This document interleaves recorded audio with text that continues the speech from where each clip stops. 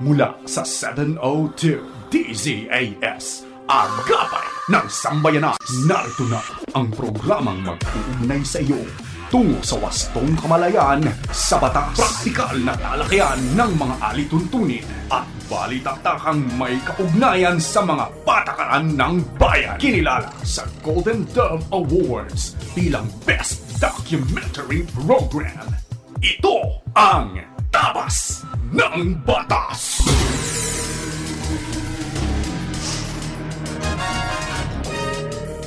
Isang magandang Sabado ng umaga sa inyo mga kaibigan na nakikinig sa anumang bahagi ng Pilipinas, Luzon, Visayas, Mindanao o sa iba pang bahagi ng mundo. Marahil na aga sa inyo namin nakikinig dyan sa Bicol Region sa pamamagitan ng CARE 104.3 The Way FM. At dyan din naman sa Zamboanga City na nakikinig via 1116 DXAS Radio Comunidad Buenos Dias. Maging sa mga tagapakinig natin sa 1197 DXFE Davao, happy listening po sa inyo. At napapakinggan din tayo sa 1062 DXKI, your friendly voice sa Coronadal City. Kaya binabati po namin kayong lahat na nakikinig riyan sa City of Coronadal at South Cotabato. At sa inyo rin na narito sa Metro Manila na walang sawang nakatutok tuwing Sabado, magandang umaga po sa inyo. Ako po si Attorney Chana Cruz Gonzalez. At ako naman po si Attorney Jeremiah Belhica. Ito po ang inyong programang Tabas ng Batas dito po sa 702 DZAS FEBC Radio TV.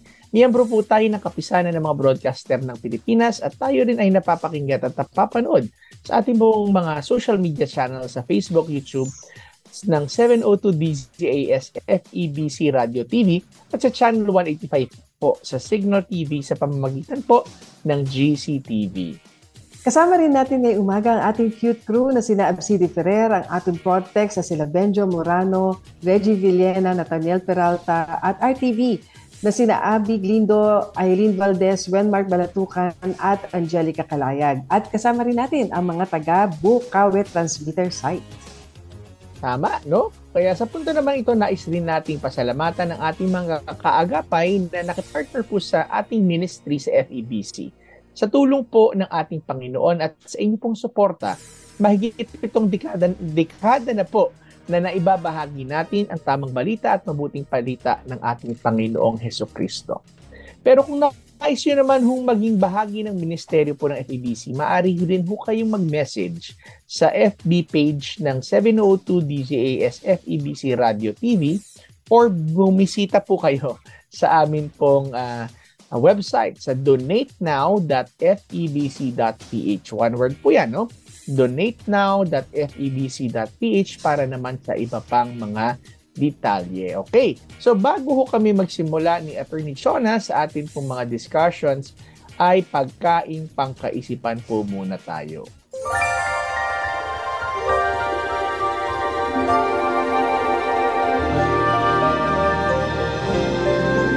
Ito ay hango sa Filipos chapter 2 verse 3 at ang sabi, huwag kayong gumawa ng anuman dahil sa pansariling layunin o pagyayabang. Sa halip, bilang tanda ng pagpapakumbaba, ituring ninyong higit ang iba kaysa inyong mga sarili.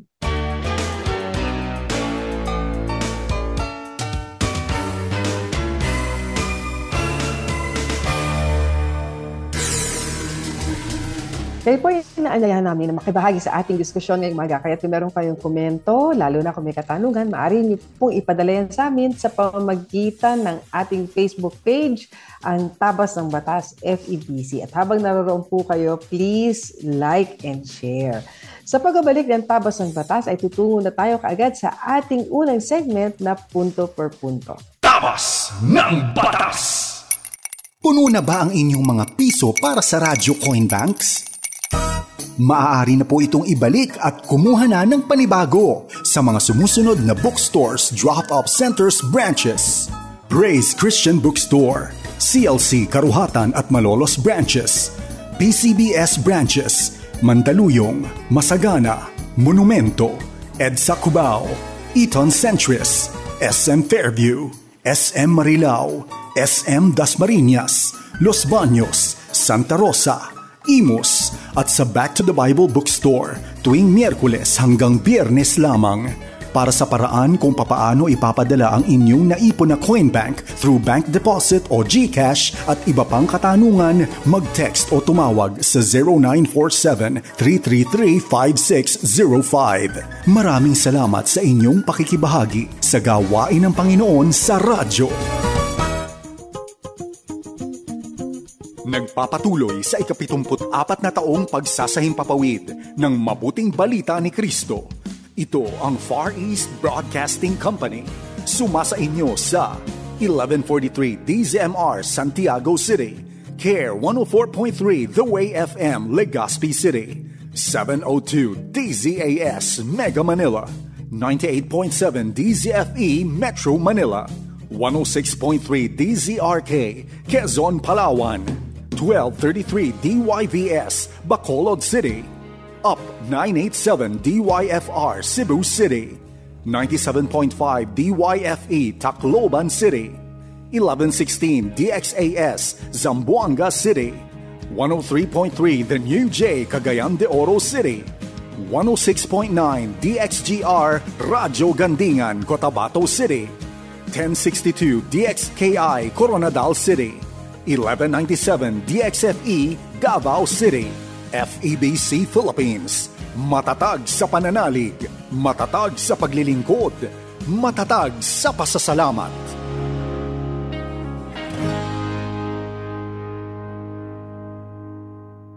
Paksang legal na siniksik sa mga kaalamang praktikal sa isang makabuluhang talakayan sa Punto por Punto.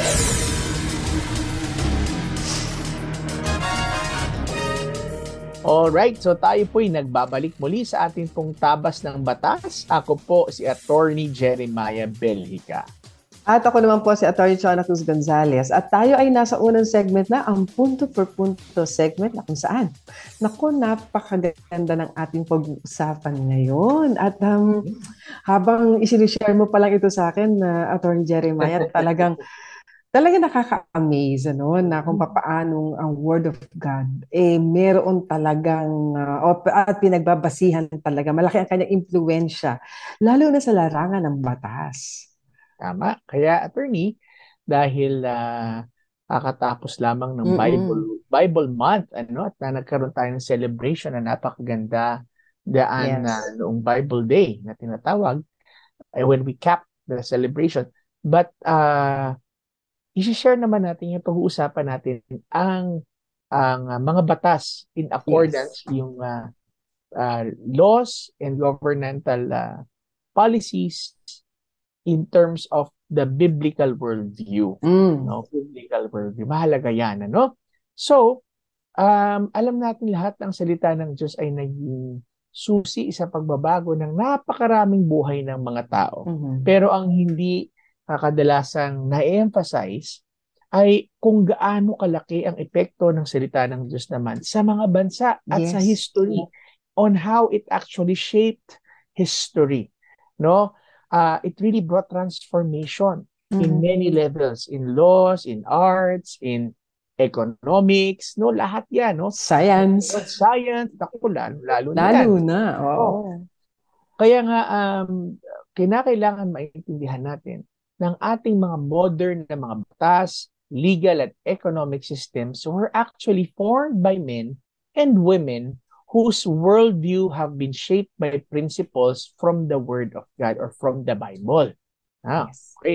So, it was through the lens of a biblical worldview that influential people in history crafted and shaped many of our systems and structures in society na tayo lahat ngayon ay nakikinabang. So, yung kanilang biblical worldview at paano nila nakikita ang mundo ay influensyado ng salita ng Diyos. At itong mga taong to ang siyang nagdala ng mga pagbabago sa kanilang mga larangan. Ang sabi ng author na si Ron Johnson, ang sabi niya, your worldview, of course, is how you view the world. It is the set of presuppositions that which is believed beforehand, which underlies all our decisions and actions. These presuppositions or our worldviews determine our thinking patterns, which in turn influence our actions, and our worldview may be conscious or unconscious, but it determines our destiny and the destiny of the society we live in. So, yan ang sinasabi, no? Kaya napakahalaga kung paano mo nakikita ang mundo at under which lens do you choose. Ito ba sa lens ng secular thinking who does not believe in God and creation, or this is in the lens of the biblical perspective ng nabigay ng ang Diyos sa kanyang salita, no? Pero kahit yung mga hindi Kristiyano ay nakinabang din dun sa mga batas at ng mga sistema na create ng mga taong may biblical worldview. In fact, attorney, ang isang abogado din, no, at isang professor ng biblical law and government na si Dr. Khalid Fisher, who is a professor of Helms School of Government Studies sa Liberty University. Sa kanyang librong Principles of Government, ang sabi niya, nag-lay down siya ng certain biblical principles na nag-serve as basis ng some rights and legal structures na meron tayo ngayon. Ano? So merong apat na lamang akong gustong banggitin. Dahil marami yan. Madami, no? Oo. So sinabi, ang unang biblical principles na merong actual application sa ating batas ay ito, no? The principle that God is the source of all truth, power, and authority. Of course, all throughout the scriptures, ini-establish dyan na ang Diyos, all authority belongs to God. No? And ang ibig sabihin pala na to, dahil all authority, that He is the source of all truth, power, and authority, ang ibig sabihin nito that government or civil government must always act within the authority prescribed to it by God. Yun pala, no? Sabi niya. Tama, no? God's law is the source of man-made law. Yeah. The notion of natural law, quote unquote, that is an inherent standard of right reason. It most definitely comes from a biblical perspective, even as legal theorists like William Blackstone explained that it coexisted with but was subservient to God's revealed law. Biruin mo yan. No, yung natural law, no? Sabi kaya nga, it was even used na to in part to justify the existence of inalienable rights. No? So, kaya nga ang resulting application na to sa mga government structures natin is the understanding that government is not the ultimate source of authority. It is limited in nature. At delegated lang yan. Delegated pala. No? So, kaya pala ang mga mambabatas din, naiintindihan din dapat pala nila na sila ay mga ministro din ng Diyos. No? Ang second principle na sinabi dito is that man is made in God's image. So, ibig sabihin, ang application to, by nature of being made in God's image, we possess inalienable rights. Yan, no? Inalienable rights are defined as those rights that are inherent to our personhood. They cannot be taken away, nor can they be given away.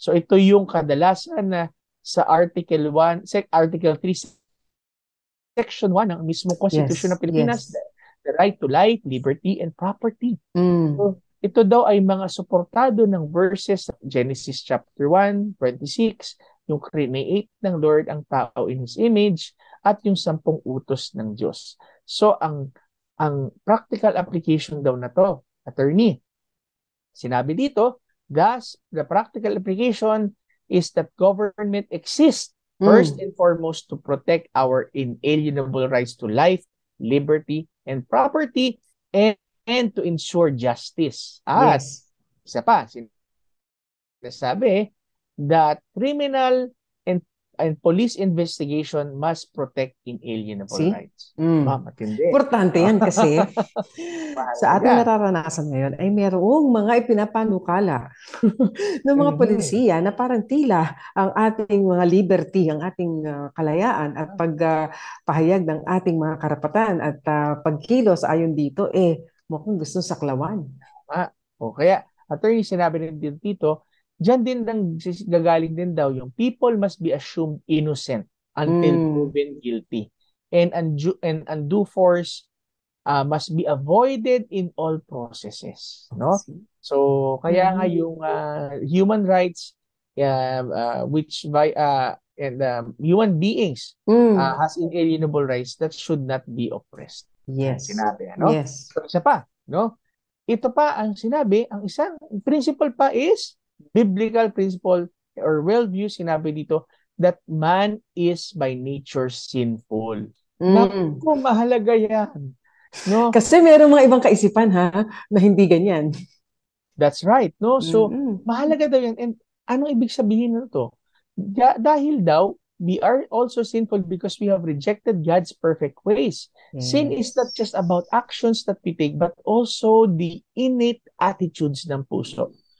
Further, the Bible describes sin as an active, confounding force that binds us in spiritual blindness and oppression.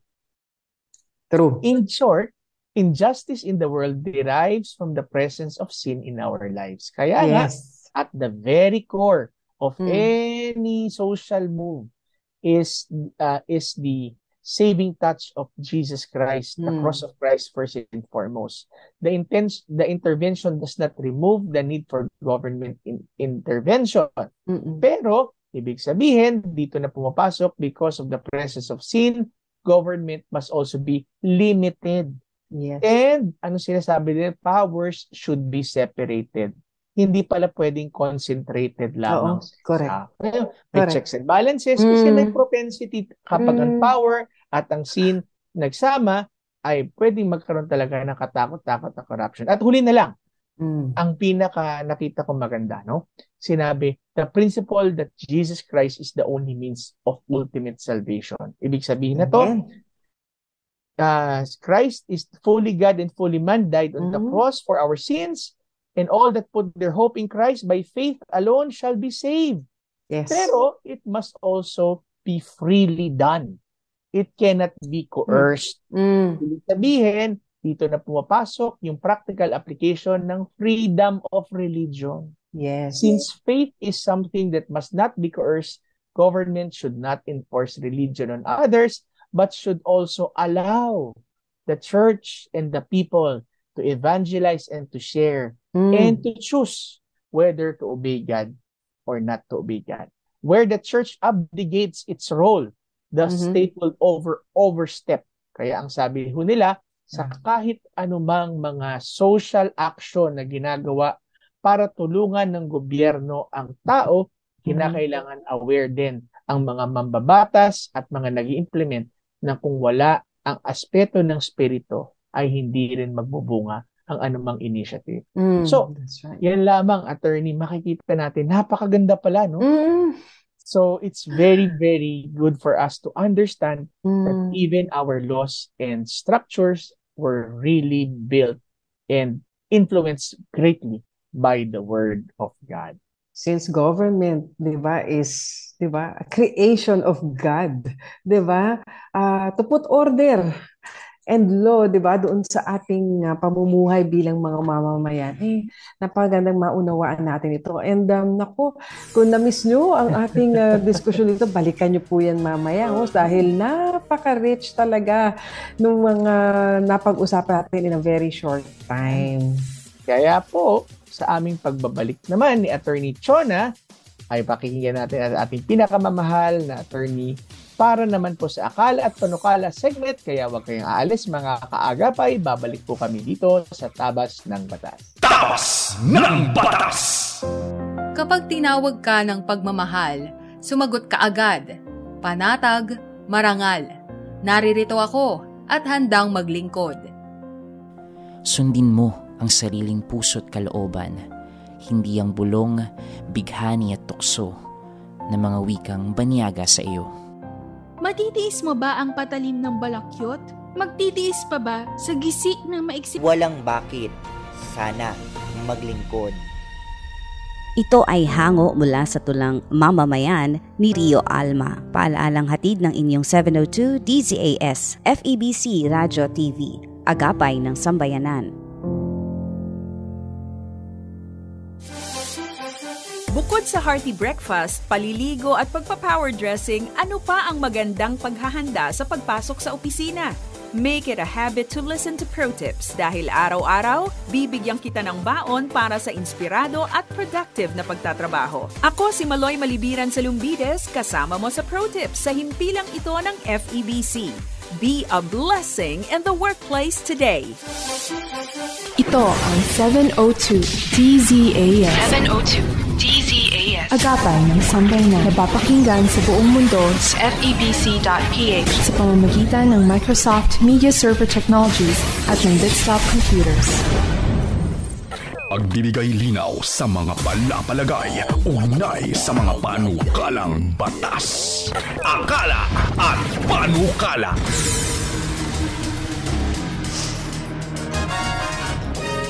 Okay, so tayo po'y nagbabalik muli dito sa Tabas ng Batas at kasama niyo pa rin po kami. Ako po si Attorney Jeremiah Belhica. At ako naman po si Atty. Chona Cruz Gonzalez. At dito sa ating akala at panukala, bigyan daan natin ng isang panukalang batas, Senate Bill 1711. Ito ang, alam mo yung title, medyo ang ganda siya. So, an act to encourage good Samaritans who provide reasonable assistance during an emergency by protecting them from liability. So ayan, di ba? Kanina pinag-usapan natin sa punto por punto kung paano ang banal na kasulatan ay naka-impluwensya. So application agad. Oo, di ba? Hindi lamang sa ating siyensya, hindi lang sa edukasyon, hindi lang sa kultura, kung hindi sa mga batas. Kaya dito sa panukalang ito, may pinabagit about Samaritan, Good Samaritan. So tingnan nga natin ito. So sabi, the Filipino value of malasakit or compassion is manifest in the way our countrymen readily reach out to help others in times of calamity, disaster, and social unrest, even when the act of helping may put the one seeking to assist in harm's way. Dito pa naman sa bansa natin, di ba, attorney, talagang madami dumadaang bagyo. Nitong nakaraan lamang Kapaskuhan, hanggang nito lamang din, nakaraang mga linggo, dahil sa patuloy na pag-ulan, maraming lugar sa Mindanao ang binabaha.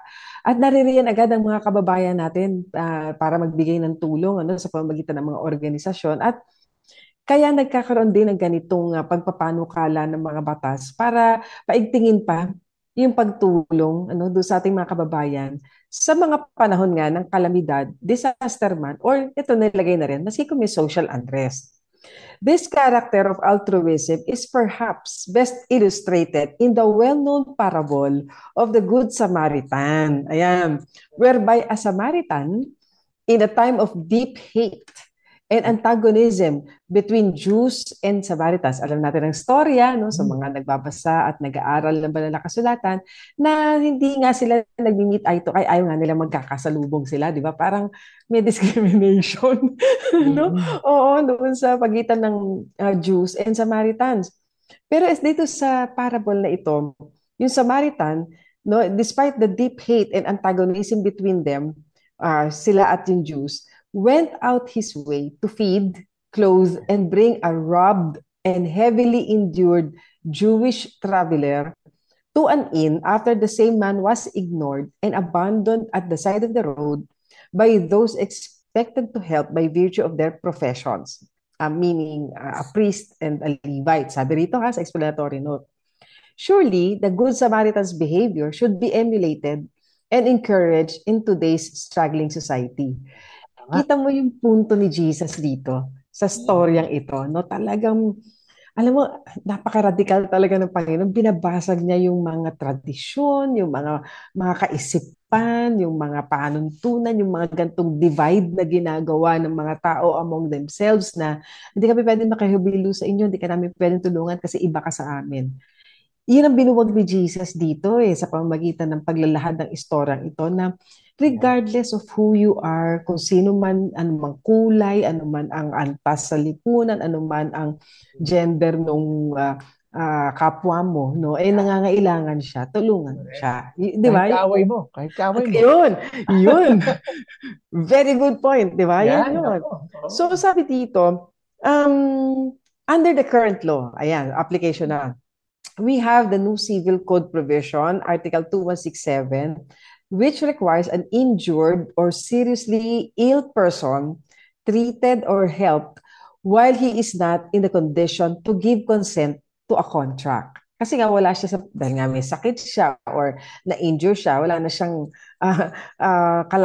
kumbaga wala siya sa kalagayan para magbigay ng consent, to pay for services of a physician or other person aiding him unless the service has been rendered out of pure generosity.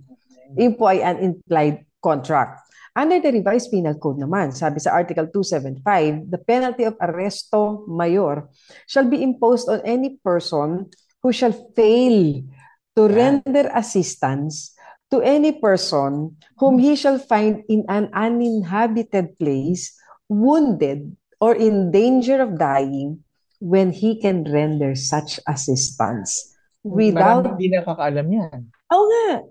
Kaya ang ganda highlight dito sa explanatory note, no? Without detriment to himself unless such omission shall constitute a more serious offense. Imagine. Di ba? Hindi lang ini-encourage ng civil code na magbigay ka ng aid and support and help and service sa isang injured or, di ba, ill person. Pero pag hindi ka pala nagbigay ng tulong, may kaso ka pala. Di ba? Under the revised penal code. So under these provisions now, the lives and safety of persons are sought to be protected by ensuring that the one who renders assistance is compensated for any expense he or she paid for a stranger who is seriously ill or injured, and punishing a person who abandons another while the latter is in danger when he or she is capable to render such assistance. Na nasa kakayahan mo naman, nasa posisyon ka na pwede kang makatulong, hindi mo ginawa, pwede kang magkaroon pala ng liability dito. So both provide for a positive externality, giving compensation or imposing punishment. So to reinforce daw yung desired behavior, and that is to help others. No? Actually, dapat hindi na to ini-enforce ng batas. Dapat ito is something na innate sa atin, di ba? But nevertheless, nasa batas. No? So, this bill seeks to provide a negative externality, meaning to remove the liability in order to further encourage the desired act of altruism among Filipinos. Specifically, this bill seeks to exempt any good Samaritan acting in good faith to assist another who is in danger, wounded, or requires immediate medical assistance from any subsequent liability due to injury, loss of life, or damage to property as a result of such act. Kasi tingin ko kasi, di ba, attorney, meron kasi iba, medyo ayaw makikialam kapag meron nakita na aksidente, let's say ganyan, ayaw tayo. Yun. So, ang isang aim pala nitong panukalang batas ito, tanggalin yung possible liability in order to encourage more people na pag pinakita naman kayong nadisgrasya dyan, wounded, injured, di ba, na buhay niya ay nasa panganib or siya ay merong kalagayan na kailangan talaga ng tulong, tulungan mo na. Hindi ka na nag-iisip, baka maging liable ako dito. Di ba? Na baka maparusahan ako pa ang makasuhan dito. So yun ang gustong alisin dito sa Good Samaritan Act. This is such a short proposed legislation, no? Pero nakalagay dito lang, ang highlight is liability protection for Good Samaritan. So sabi ito, no Good Samaritan shall be liable for any harm caused by an act or omission if, number one, the Good Samaritan was acting in good faith in an emergency at the time of act or omission. Number two, if appropriate or required, the Good Samaritan was properly licensed, certified, or authorized by the proper authorities for the activities undertaken in an emergency at the time of act or omission. Natatandaan mo, attorney, no, nung pandemic, merong isang buntis na inabutan ng panganganak. At alam mo, merong isang bystander, parang dumadaan lang siya, nurse. right there and then, alam mo, doon sa sidewalk, tinulungan niya na ano tawag dito? Manganak, magpaanak, manganak itong babaeng ito. At nailigtas, yung nanay at yung baby, no? Dahil after that, meron na dumating pang tulong from the hospital, But yung ganun yung hindi ka na magdadalawang isip. Natutulong ka na, no? So kung ganun daw ang sitwasyon, malamang naging ninang pa siya nung bata. Malamang. Malamang. Di ba? So, no good Samaritan shall be liable pag ganyan. The harm, number 3, was not caused by any willful or criminal misconduct, gross negligence, reckless misconduct, or conscious flagrant indifference to the rights or safety of the individual harmed by the good Samaritan. Ngayon, exception, of course, yung liability protection for good Samaritan shall not apply pag daw nag-constitute ng crime. Or was performed under the influence of intoxicating alcohol or any dangerous drugs at the time of the misconduct. So, merong mga ganong exceptions. But nevertheless, kita naman natin, ito ay isang, hindi mo kasi na-imagine na pwedeng gamitin nila ito, no? Na, oo nga, no? Yung parable na yun, yung Good Samaritan, pwede pala natin siyang maging inspirasyon upang gawa tayo ng isang polisiya para sa kapakanan ng ating mga mamayan. Kaya yan po, ang Good Samaritan Act. Ayan po ang Senate Bill 1711. Ayan. So, ayan na. Sa ating pagbabalik, doon na tayo sa ating blockbuster segment, ang Payo de Asunto segment. Kahit pag kayo maglilipat ng istasyon, kami po ay magbabalik agad dito pa rin sa Tabas ng Batas. Tabas ng Batas! Tiyaga, tiyaga, tiyaga. Pray, pray, pray. Yan po ang lagi nating panawagan para sa lahat ng mga Pilipinong nasa ibang bansa. Tiyaga sa napakahaba at komplikadong prosesong hatid ng pabago-bagong adjustment. Tiyaga sa trabaho sa kabila ng matinding pananabik na makauwi na at makasama ang pamilya. Tiyaga sa pananalangin dahil ang ating Diyos ay walang sawa sa pagtugon sa ating mga dulog sa Kanya. Sabi nga po sa unang Tesalonica, Kabanatang 5, talatang 16 hanggang 18, maggalak kayong lagi, palagi kayong manalangin at magpasalamat kayo sa Diyos sa lahat ng pagkakataon sapagkat ito ang kalooban ng Diyos para sa inyo, sa inyong pakikipag-isa kay Hesus Kristo. Ako po ang inyong kaagapay, Pastor Attorney Carlos Kuya Kaloy Cao Jr. Sumasaludo, umaagapay at nananalangin para sa ating mga overseas Filipino workers.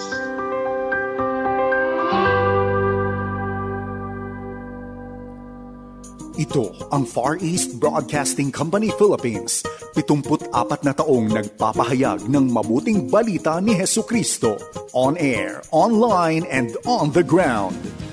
FEBC Philippines, matatag sa pananalig, matatag sa paglilingkod, matatag sa pasasalamat.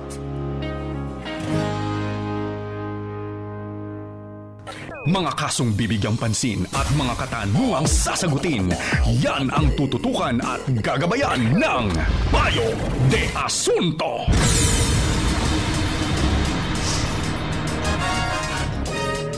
Okay, so tayo po ay narito na sa ating blockbuster segment na Payo de Asunto para sagutin po namin ang inyong pong mga katanungan ni Attorney Chona. Ayan, so sa ating unang katanungan, Attorney Jeremiah, ay meron tayong listener, no, na bibigyan daan ang kanyang katanungan.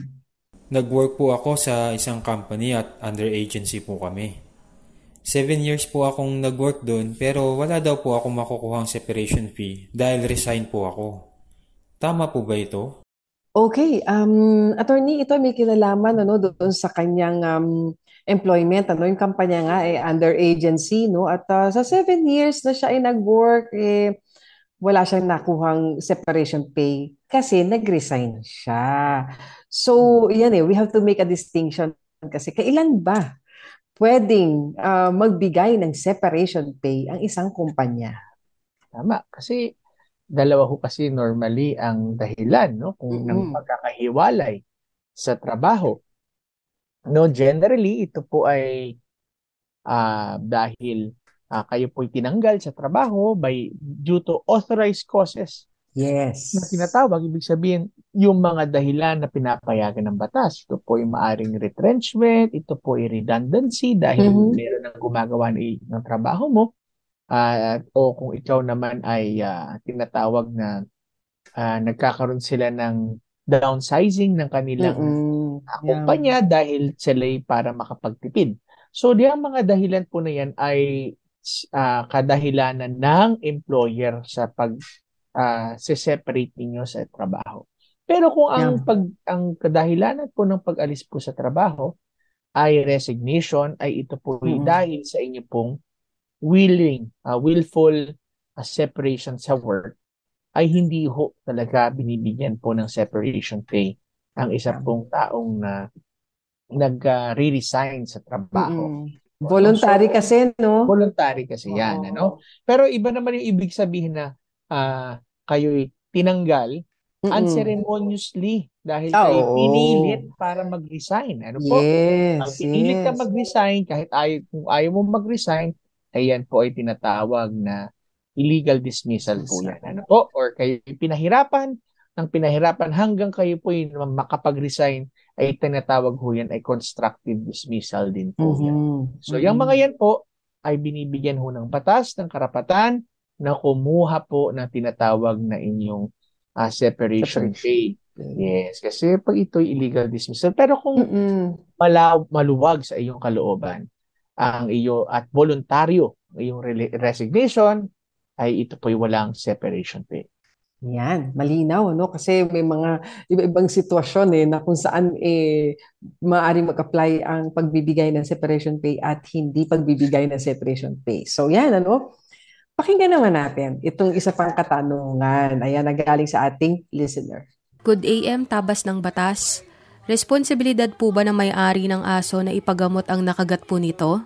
Ayan, so ito, no, ito madalas itong nangyayari rin, ano, na kaya po, alam nyo, dapat talaga sa mga fur parent, yan tawag ngayon di ba? Sa mga may alaga po na mga aso, ano, lalo na pag-ingatan po natin na iyan ay makakagat, ano, at may mapinsala pong kapwa-tao dahil maari po kayong managot yan bilang may-ari ng aso na nakakagat po ng ibang tao, no? Alam naman natin, attorney, pag nakagat ka ng aso ngayon, kinakailangan mo magpa-injection, di ba? Kasi nga, mahirap na yung rabies. So, kaya po, magandang pagkakataon ito po na ipalalahanan na kasi ngayon nakikita natin marami nang naisasama ang kanilang mga pets anywhere, di ba? Sa mall or, di ba, kung sa parks, ganyan. No? Pero ingatan po natin na hindi po yung ating alaga makapapinsala po yung ating kapwa-tao dahil may pananagutan po kayo riyan kapag ka nangyari. Ayan. Kaya, attorney, madagdag ko lang, ano? Kasi ito yung malinaw sa ating new civil code sa Article 2183. Ang sabi, the possessor of an animal of whoever may make use of the same is responsible for the damage which it may cause, although it may escape or be lost. Pero the responsibility only shall cease in case the damage should come from force majeure or from the fault of the person who has suffered the damage. Ayun. Kung ang may kasalanan po is yung nakagat dahil ginagalit niya. O kaya ay hindi naman di ba, wala hong kakagawan o kapabayaanan, ay ito po force majeure na tinatawag, ay ito lamang ang naging exception. Pero generally, itali niyo po at alagaan po niyo yung aso dahil kayo ang may liability dyan. Ayan. So, meron pa tayong isang katanungan. No? Sabi naman niya, isang byuda po na teacher at may isang anak na babae. Ang asawa po ay na-stroke, matanda, retired po na US military. Ikinasal sila sa US Embassy. 7 years na silang kasal. 2020 na magkaroon ng other woman yung asawa ng military man, ano, pinagawa ng bahay at binilhan ng car. Habang si teacher ay tinitipid at 10,000 lang ang ibinibigay na, we presume, sustento, no? Ang lote nakapangalan kay teacher kasi US citizen po yung matanda. Ngayon, need ni teacher ng advice anong dapat gawin. Laging nagbabasag ng gamit yung matanda at gusto ng paalisin ng bahay yung mag-ina, meaning yung teacher. Anong dapat gawin ni teacher? Sa ating pagkaunawa, dahil ikinasal sila, di siya yung legal spouse ng teacher, no? So, bakit ka papalayasin, doon sa inyong conjugal house at samantala may karapatan ka doon bilang asawa na legal at hindi lamang sa sustento kung hindi doon pa sa mga ari-arian na naipundar nila bilang mag-asawa. Meron siyang conjugal share doon. Yeah. Tama po. Tsaka yung pagbabasag, threatening, kung I assume, Attorney Chona, sila nakatira dito sa Pilipinas. Kasi sa US Embassy sila kinasal. Ibig sabihin, wala sila sa US. Yes. So we are assuming na dito ho kayo kinasal at dito kayo nakatira. Ay kapag kayo po ay tinethreaten at nais pong saktan, ayan po ay mayroong kaparusahan sa batas. Yan po ay tinatawag na violence against women and children. Yes. Ano po? Yes. So, hindi lamang po physical violence, pero ito po pwedeng magresulta sa economic violence na tinatawag. Ano po? Kung hindi ho binibigyan ng karampatang sustento, ay maging isang dahilan. Kasi nagbabasag economic abuse, Economic abuse, So, mag-ingat ho kayo kasi hindi ho dapat umaabot sa pisikalan.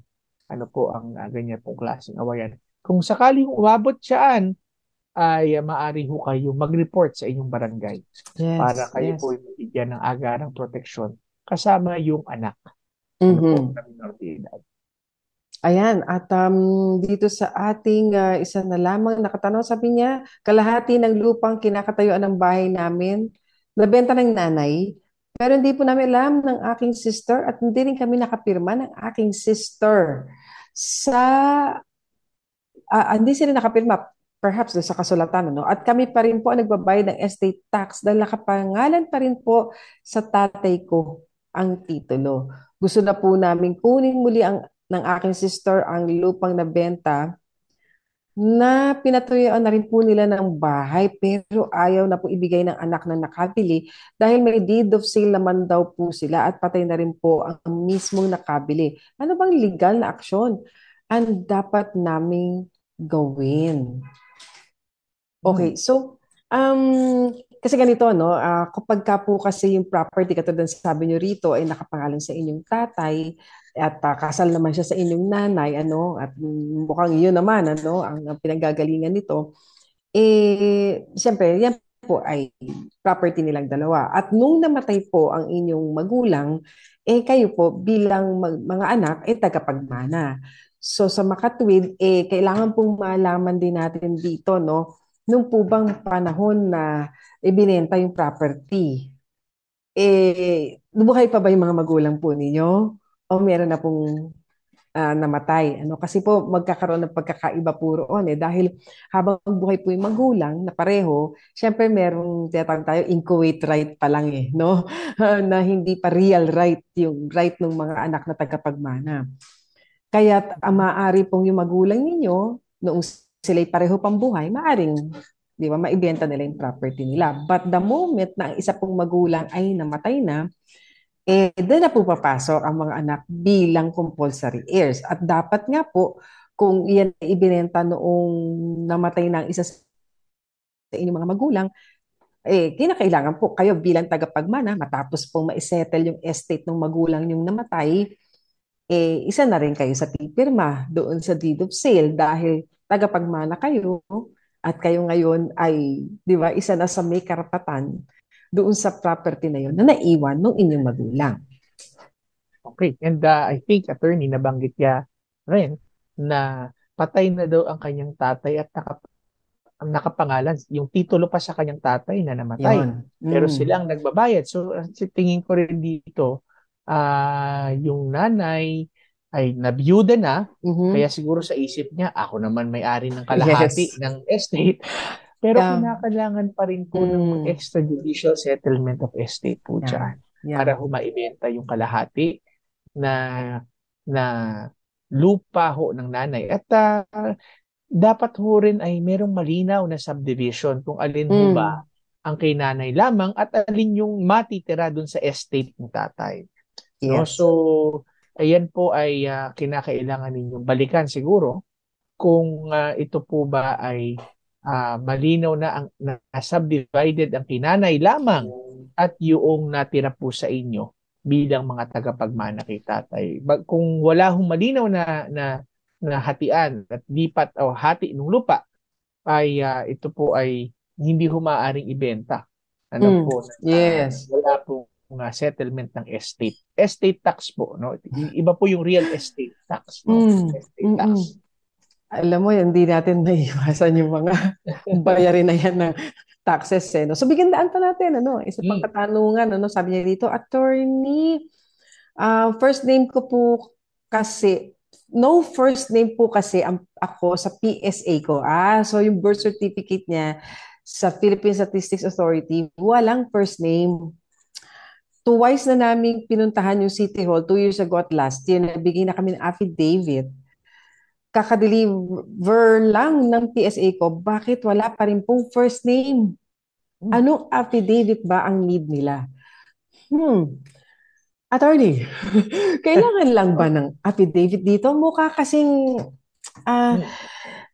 pag ko kasi walang pangalan, ibang sitwasyon ito, no? Hindi po maaring sa iba pagkakataon, affidavit, no? Pero pagka ganito, attorney, mukhang kailangan dumaan tayo sa legal process, ano?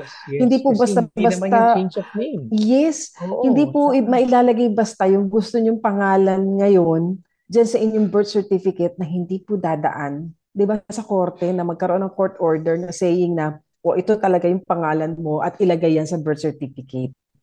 Yeah. So, siguro ang mas mabuti po ninyong gawin ay kumonsulta rin po kayo sa pinakamalapit na public attorney's office doon sa munisipyo at sila ho'y makakatulong po na ay sa inyo pong paghahanda ng inyo pong request at petition po sa korte. May magandang katanungan, ano? Nakasulat. Ito, tandaan mo yung ating pinag-usapan na boss. Ayan. Yes. Business one-stop shop. Ayan. So, ito, sabi niya, sa pagkuha po ba ng building permit, may one-stop shop na, particularly, NCR yung city. Alam mo ba, secretary, kung merong boss ang city na ito dito sa NCR? Yeah. Ang Marikina City po ay isa ho sa episyente na sa kalabang business permits. Ano po? At binigyan ho ng tutok no po ng kanilang pong mayor. At meron ho sila. At ito po required na rin ho sa batas na sila ay meron pong business one-stop shop sa business permit at sa building permit. So meron ho yan. Hindi ko lang ho alam kung natapos na nila yung automation, pero yung physical na business one-stop shop po ay meron rin ho sila dyan sa Marikina. So, congratulations din ho ulit kila Mayor Marcy Chodoro. Ayan. So, So, i-check niyo po doon sa inyong Marikina City Hall.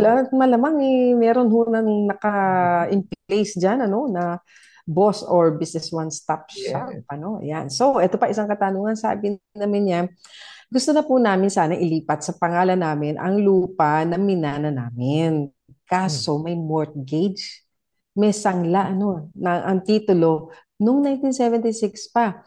Ang sa amin po, baka hindi na ipakancel ng mga magulang namin yon. Kasi po, kung may utang pa yon, di sana nagpadala na ng notice ang pinagsalaan. And 1976 nga po pa yon. Ano ba dapat namin gawin? Kasi ayaw ilipat sa pangalan namin kasi daw po naka-mortgage. Ay, naku, mukhang kailangan munang i-check po ninyo doon sa pinagsanlaan din, at tingnan din po ninyo yung mortgage contract. Kung ano ang nakasaad doon. Kasi nag-ano lang po tayo para tayong nanghuhula kung nabayaran ba yung yung 'di ba, yung loan, ano? Kasi po yung mortgage po, yung property ninyo na nakasanla, panagot lang yun collateral lang po yun, just in case hindi babayaran yung utang. So yun po ang kailangan yung i-research, nabayaran ba? Sa makatwid ko nabayaran, kailan, at doon pa lang, 'di ba, dapat na cancel talaga yung mortgage doon sa inyong titulo. Medyo may proseso pa to, attorney. Pero ito nga, attorney, na parang iniisip ko rin, ibig sabihin na sa kanila yung titulo, no? So baka naman nabayaran kasi kadalasan pag ikay nagsasanla, iniiwan mo yung certificate of title sa pinagsanlaan. So ang tingin ko dito, baka nabayaran na at naibalik yung titulo sa inyo, pero hindi napaka-cancel. Posible rin yun, no? Posible. Kung hindi ho ito napaka-cancel, ay ang kailangan nyo gawin ay kunin ho ninyo yung tinatawag na resibo na nagpapakita na ito po'y bayad na. At meron din ho itong yung kasulatan na nagsasabi, ikaw po ay wala na pong utang at ibinabalik na yung titulo. Ngayon, kung ito po'y makita po ninyo, ang kinakailangan nyo lamang gawin ay pumunta po sa Register of Deeds at isumite ang inyo pong proof na ito po'y bayad na para sila naman po ay maipakancel po nila ito. Yes. Ano po, tutulungan naman ho nila kayo kung ano pa ho ang mga ibang requirement, but generally, ang kanila pong hahanapin ay katunayan na ito po ay nabayaran na. Kung problema kasi ito 1976, ito almost 50 years na, no? Almost, no? 47 years ago. So, maaari rin kayong bumalik kung ito'y bangko at makahingi rin ho siguro marahil ng kopya ng release. Yes, kasi napakahalaga nun. Kasi po pagka hindi natin na nakita yung document na nag-state na yun po ay, di ba, natapos na, nabayaran na, etc. Paano natin mapapa-cancel yung mortgage? Actually, yung paglipat ho ng titulo sa pangalan ninyo, pwede rin naman hong mailipat pero naka-annotate yung mortgage. Pero natingin ho namin, baka ho kasi, tingnan nyo ho muna, tingin ho namin na tama kayo. Dapat sinisingil na ho kayo ngayon kung hindi pa ho bayad yan. At baka dapat wala ho sa inyo yung titulo. So, most probably yan po yung nabayaran na. Ayan. Pero syempre, para po sigurado, paki-verify po ninyo at paki-kumpirma po ninyo para alam niyo susunod na hakbang na gagawin. So, yan na lang ang ating mabibigyang daang mga katanungan dito sa ating Payo de Asunto segment. Pero kung hindi po ninyo napakinggan yung kasagutan, baka na-miss ninyo, pwede po ninyong balikan ang ating programa at pakinggang muli. Ito po ay ang ating Facebook page, 702 DZAS FEBC Radio, at doon po sa ating Tabas ng Batas, FEBC. At kung hindi po namin nasagot ang inyong po mga katanungan, abangan niyo po ito sa mga susunod na Sabado. Sa mga legal concern po ay mag-message lamang po sa aming Facebook page at pwede po kayo mag-send ng audio or video message ng inyong pong mga katanungan. Okay? Kaya tayo ngayon, attorney, ay dadako na sa ating prayer time. Panginoon, makapangyarihan sa lahat, kami nagpapasalamat sa iyo pong paggabay sa amin pong pagtatalakay ng mga katanungan, sa amin pong discussion about the Good Samaritan Bill, sa amin pong natutunan, Panginoon, patungkol sa biblical worldview and how it applied, Panginoon, sa amin pong society, sa amin pong mga batas.